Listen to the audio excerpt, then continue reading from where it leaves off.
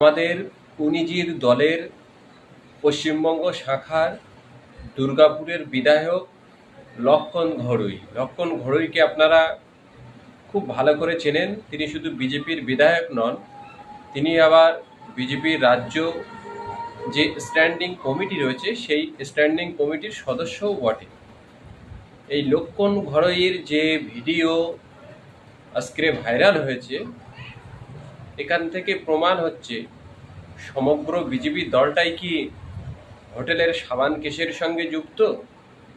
আর আমাদের রাজ্যের মাননীয় এলওপি আকাট মূর্খ, সাম্প্রদায়িক বিষে বিষাক্ত নরকঙ্কাল কীট, তিনিও কি এই সাবান কেসের সঙ্গে হালকা পাতলা যুক্ত আছে? লক্ষণ ঘড়ুই অত্যন্ত ঘনিষ্ঠ আমাদের বিরোধী দলনেতার সঙ্গে। তাহলে বিরোধী দলনেতার অত্যন্ত ঘনিষ্ঠ যে লক্ষণ ঘড়ুই, তার আজকের সাবান কেসের ভিডিও পাবলিশ হয়েছে এবং পাবলিশ যারা করেছে তারা ওই উনিজির দলের বিভিন্ন ক্ষেত্রের পদাধিকারী।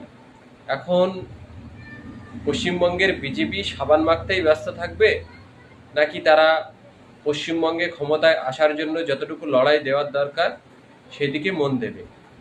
বিগত 3 মাস ধরে বিজেপির বিভিন্ন নেতাদের যে সাবান কেসের চিত্র আমরা দেখে আসছি, সেটা থেকে প্রমাণ হয়ে যাচ্ছে যে বিজেপি শুধুমাত্র বিরোধী ক্ষমতার থাকার প্রভাবেই তারা সাবান কেসের সঙ্গে এতটা যুক্ত হয়ে গেছে, তাদের আর রাজ্যে ক্ষমতায় আসার কোনো ইচ্ছা বা আশা আকাঙ্ক্ষা কিছুই নেই।